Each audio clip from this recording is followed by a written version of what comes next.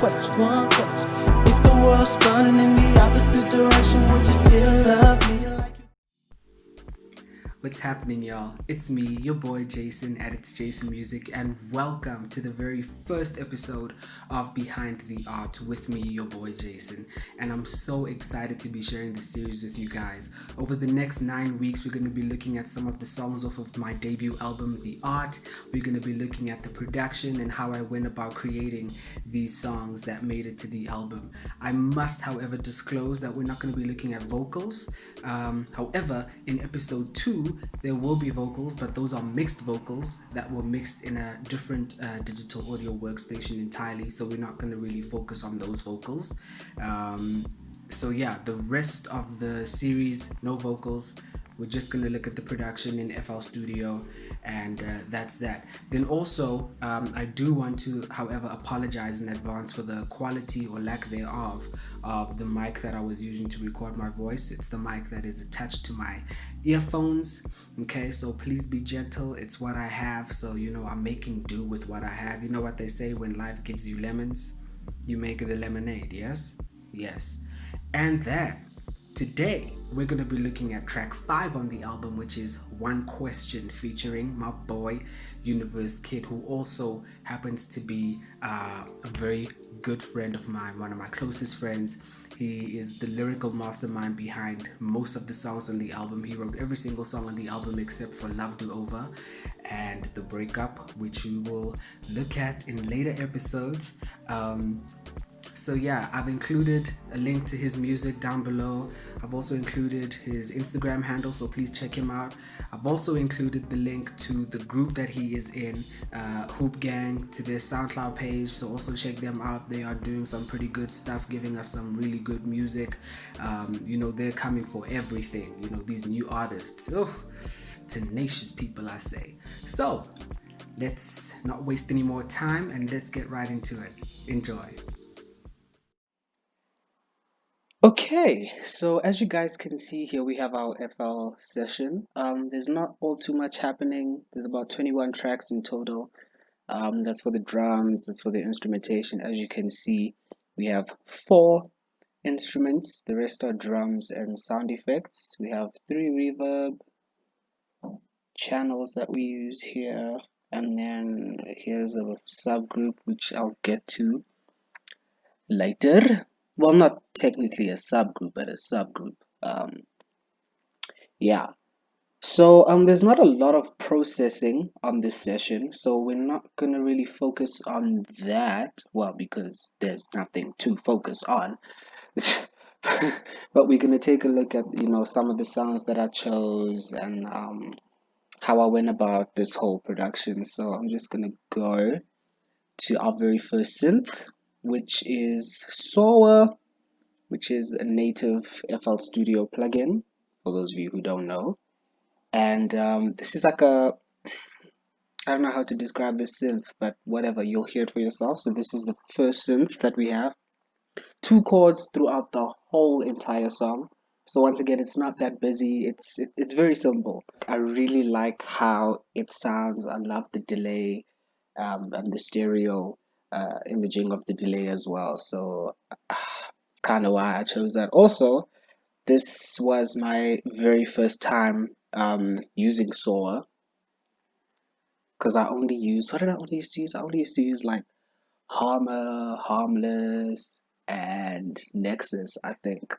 But I've been delivered, and so yeah, I use a bit of everything. And then our second synth is also in Soar, which is Nothing Special. Which is nothing special. I'm kidding, excuse that terrible joke. And so this is what Nothing Special sounds like.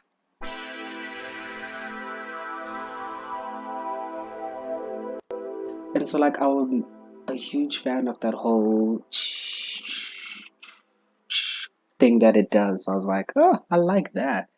So if we were to hear that in context of the song, this is what they would sound like together.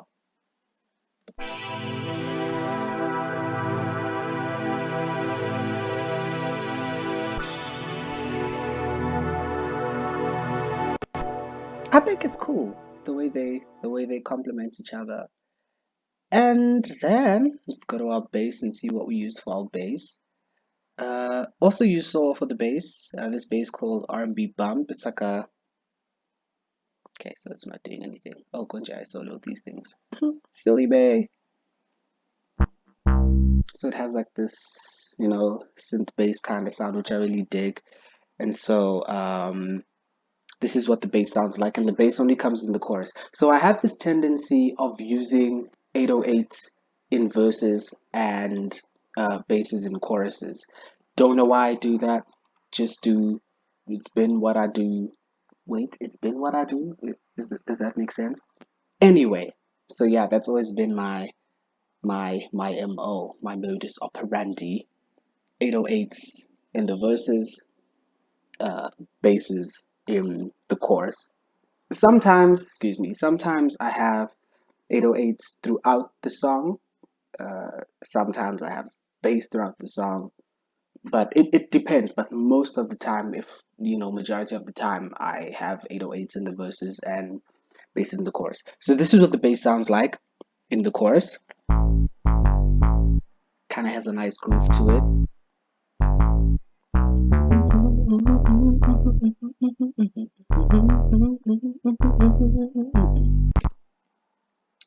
And that's the bass. And then I also, at the same time that I discovered Soa, not really discovered Soa, but started using Soa, I also downloaded this dope sample pack from Cymatics. Just by the way, all, well, 95% of the drums here, let's just say 90% of the drums here all come from Cymatics. Cymatics! Yep, Cymatics is the plug. Okay. So yeah, just downloaded this dope sample pack. And this one shot, which one is this one?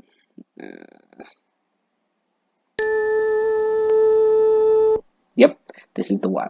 So I just took up the pitch by 3 semitones so that it could, you know, get to C, because this original sample was in A, so I just took up the pitch by 3 semitones. And so basically this one shot introduces the melody into the song. So this is the melody.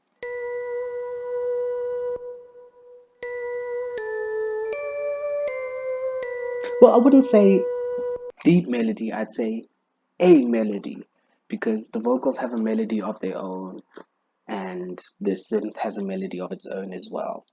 So so let me, oh yeah, go into the drums, lol. So we don't have all too much happening with the drums in the verses. So this is literally the drums for the verse.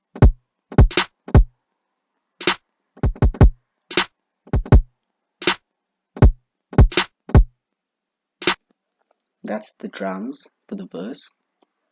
And then in the chorus, we kind of switch it up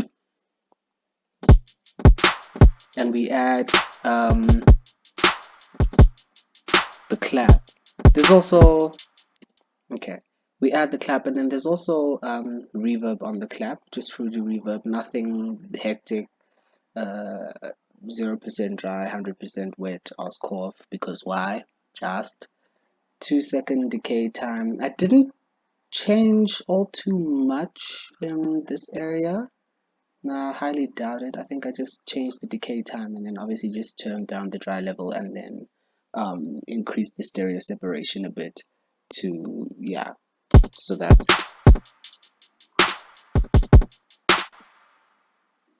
Yes. And then we also have this tom fill. Oh, by the way, also excuse me if I like go through these pages a lot. I only got FL20, I think about a week or two ago. So I'm still kind of getting used to, the layout and how everything works. I've been using FL12 since I think 2016, 2017, somewhere there. So yeah, bear with me. So we also have this tom fill that kind of like, indicates that the song is transitioning into, you know, uh, uh, what's this word, into basically a new part. So this is the tom fill, just a simple tom flam. It's called a flam when you hit a drum with both sticks, but there's kind of a delay between them. I hope I'm explaining that correctly. If not, it's whatever. Yeah, and that's it. That's the toms. I'm so shocked that I didn't like EQ these toms at all. I'm shocked. I honestly thought there would be so much more happening in terms of processing in this session. Um, but yeah, it is what it is. And then in terms of sound effects, don't have all too much going on. We have a reverse crash. Let me try and find it. Is this it? Simple things. Where is this thing? Then we have this sort of like reverse vocal sample thing, which I thought was really dope. And then we also have this stomp type of impact sound as well. Yeah. Okay, so the stomp and the reverse vocal thing also come from this light sample pack, Cymatics. Use what crash is this? Oh, it's just the 808 crash, which you'll find in packs, drums, cymbals. There we go, 808 crash. What else do we have? What else do we have? Oh yeah, the 808. I didn't go through the 808. So this is what the 808 sounds like. It's a very aggressive sounding 808. As you can see, as the name says on the top left, it's a trap 808. The original key of the 808 was E, so obviously took the pitch down by 4 semitones so that we could get to C. And this is what the 808 sounds like.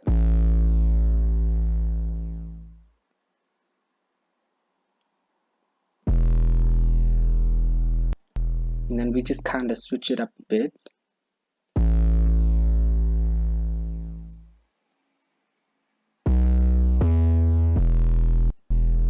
So I like to add variation to, like the 808s and like the basses sometimes, just so that it doesn't sound too repetitive. And then I said that and then just saw that I repeated the same bass 4 times. Lol, never mind, forget what I said. I like to repeat things. Oh, and then last but not least, we have this reverse sub drop, which I'm absolutely obsessed with.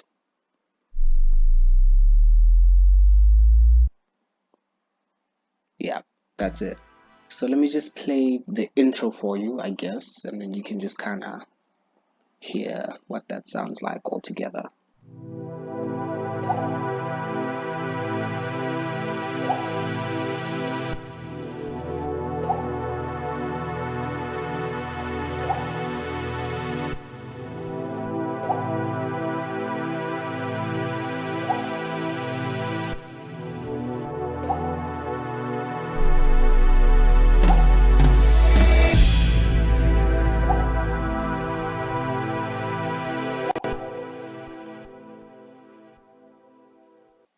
So the intro, when we get to the whole, reverse sub drop, reverse crash, I feel like it kind of just, brings the tension up of the song, and it's like, ooh, okay, I never expected it. Yeah. So let me just quickly fast forward to the chorus. I want to show y'all something. Um, yeah, is this the? Yeah. So, do you know how people always say that it's important for the bass and the kick to kind of operate together, which I do agree with. And so I'm going to show you something that I do. It's nothing fancy, but yeah. So this is how the chorus sounds. I've muted the other instruments, so it's just basically the bass and the drums.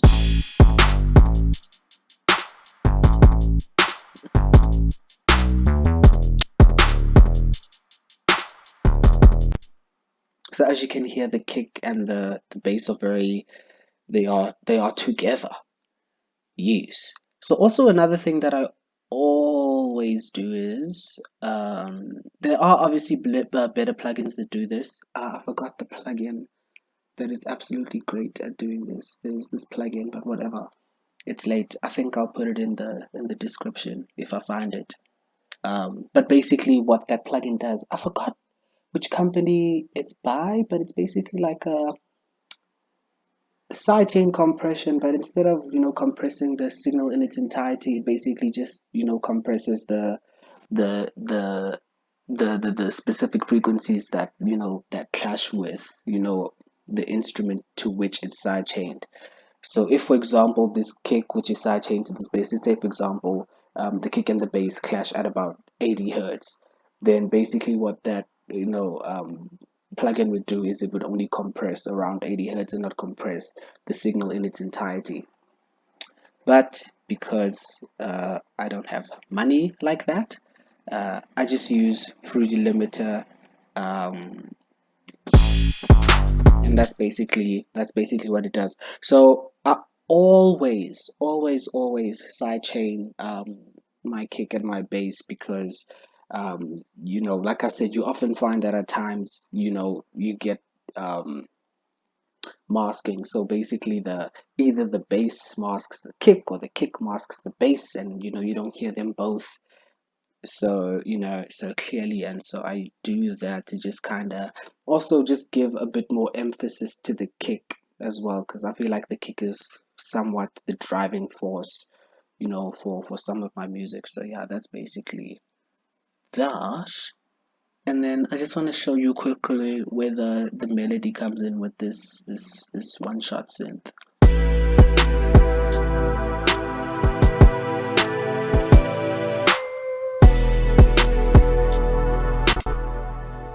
I don't know if you saw, but there was a part where the faders for these two synths just moved by themselves.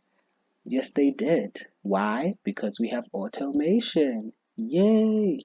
So, this automation wasn't here all the time. In the first sort of iteration of the song, that didn't exist. But once Universe Kid laid down his verse, I was like, it would be so dope if there could be like a bit of a cut in the music. You know what I mean? So that's why I did this.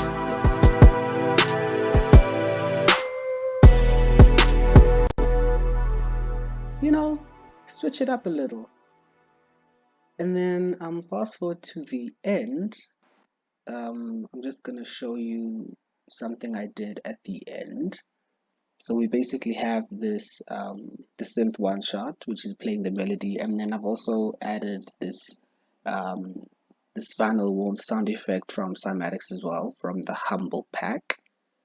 Where is the Humble Pack? There we go, final warmth. There you go. So yeah.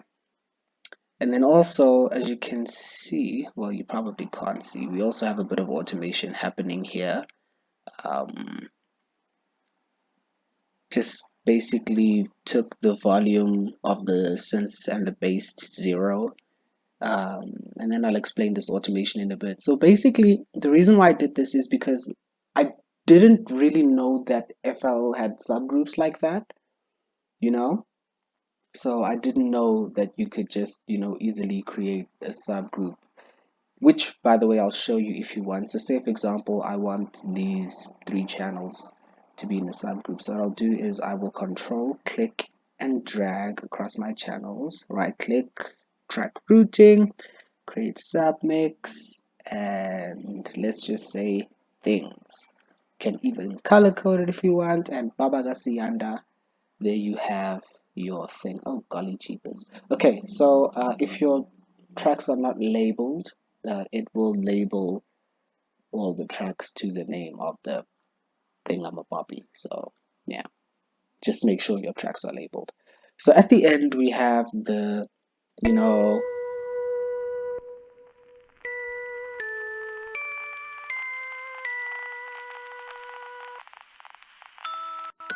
And so basically, what's happening there is, like I said, there's this subgroup which we'll get to, we're getting to now. So on this subgroup, I'm out here doing the quotation marks as if y'all can see me, but I have this telephone effect on this EQ, um, which just kind of to me makes it sound more like I'm listening to a really old record. You know what I mean? Like old. So yeah, that's pretty much that. And the reason why I did that specifically, why I went for that effect specifically, is because I wanted it to kind of indicate that we were transitioning, that we are moving into a new sort of dynamic. And if you've listened to the album, you'll hear that the next song after that, which is the interlude, also starts with the record, if with the vinyl effect as well. So that kind of also just keeps that, that momentum, keeps that, how can I say, that vibe going, that transitional vibe going, if you get what I'm saying. So yeah, that's pretty much one question. This video honestly is longer than what I thought it would be. I thought this would be like 4 or 5 minutes, but boy, was that a lie. But yeah, thank you all so much. I hope you guys enjoyed it. I hope you guys found this, I don't want to say educational, but educational. I hope you learned a thing or two. Yeah, and that's pretty much it from me. Thank you guys once again. If you haven't yet subscribed, please hit the subscribe button, share this video, like this video. I really do appreciate all the support. And I will see you next week with the very next episode where we will talk about Fell into Love. All right, you guys, stay safe, stay home. Love y'all. Bye.